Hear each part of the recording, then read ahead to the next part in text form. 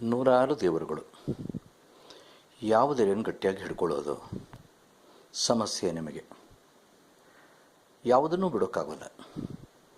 ಗಣಪತಿ ಹಬ್ಬದ ದಿವಸ ಗಣಪತಿ ಪೂಜೆ ಮಾಡಿ, ನಾಗರ ಪಂಚಮಿ ದಿವಸ ನಾಗದೇವತೆಗೆ ಆರಾಧನೆ ಮಾಡಿ, ವರಮಹಾಲಕ್ಷ್ಮಿ ದಿವಸ ಬಂತು ಲಕ್ಷ್ಮಿ ಆರಾಧನೆ ಮಾಡಲೇಬೇಕು.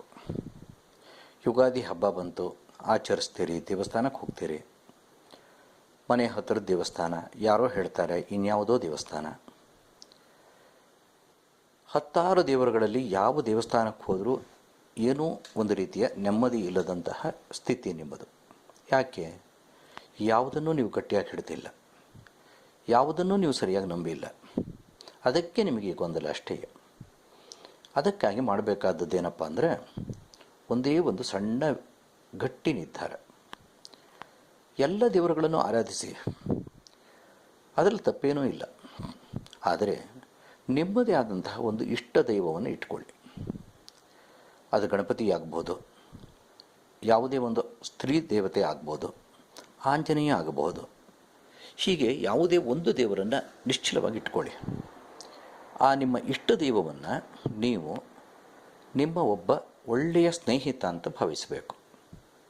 ನಿಮ್ಮ ಕಷ್ಟವನ್ನು, ನಿಮ್ಮ ಸುಖವನ್ನು, ಸುಖ ಬಂದಾಗ ಎಲ್ಲ ನಿನ್ನ ಕೃಪೆಯಿಂದ ಅಂತನ್ನಿ, ಕಷ್ಟ ಬಂದಾಗ ಕೈ ಹಿಡಿತೆ ನಡೆಸಪ್ಪ ಅಂತನ್ನಿ.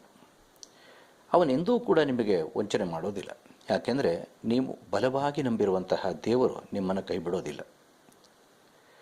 ಸಾಧ್ಯವಾದಷ್ಟು ಒಳ್ಳೆಯ ಆಲೋಚನೆಗಳನ್ನು ಮಾಡಿ, ಕೆಟ್ಟ ಯೋಚನೆಗಳನ್ನು ದೂರ ಇಡಿ. ಸಾಧ್ಯವಾದರೆ ಇನ್ನೊಬ್ಬರಿಗೆ ಉಪಕಾರವನ್ನು ಮಾಡಿ, ನಿಮ್ಮ ಕೈಲಾದ ಉಪಕಾರವನ್ನು.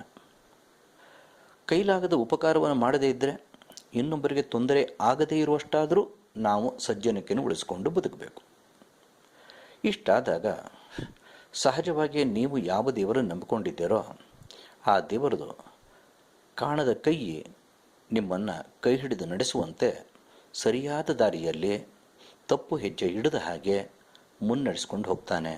ಸುಖ, ಸಂತೋಷ, ನೆಮ್ಮದಿಯನ್ನು ನಿಮ್ಮ ಬದುಕಿನಲ್ಲಿ ತಂದುಕೊಡ್ತಾನೆ. ಅದಕ್ಕಾಗಿಯೇ ನಿಮ್ಮದೇ ಆದಂತಹ ಒಂದು ಇಷ್ಟ ದೈವ, ಅದು ನಿಮ್ಮದೇ ಆಗಿರಲಿ. ಯಾರ ಒತ್ತಾಸೆಗಾಗಿಲ್ಲ, ಇನ್ನಾರೋ ನನಗೆ ಒಳ್ಳೆಯದಾಯಿತು ಅಂತ ಹೇಳಿದ್ರು ಅನ್ನೋ ಕಾರಣಕ್ಕಾಗಲ್ಲ. ನಿಮಗೆ ಯಾವುದನ್ನು ನೋಡಿದಾಗ ಈ ದೇವರಲ್ಲಿ ನಿಮಗೆ ಭರವಸೆ ಮೂಡುತ್ತೋ ಆ ದೇವರಲ್ಲಿ ನೀವು ಶರಣಾಗತರಾಗಿ ನಿಮ್ಮನ್ನು ನೀವು ಸಮರ್ಪಣೆ ಮಾಡಿಕೊಳ್ಳಿ. ಏನು ಕಷ್ಟ ಸುಖ ಇದ್ದರೂ ಒಬ್ಬ ಸ್ನೇಹಿತರ ನಂತರ ಹೇಳ್ಕೊಂಡಾಗ ಹೇಳ್ಕೊಳ್ಳಿ. ಬೇರೆ ಸ್ನೇಹಿತರಾದರೆ ಅದನ್ನು ಮತ್ತೊಬ್ಬರಿಗೆ ಹೇಳ್ಬೋದು. ಆದರೆ ನಿಮ್ಮ ಈ ನಂಬಿದ ದೈವ ಯಾರಿಗೂ ಹೇಳೋದಿಲ್ಲ. ನಿಮ್ಮನ್ನು ಕಾಣದ ಕೈ ಹಿಡಿದು ನಡೆಸುತ್ತೆ.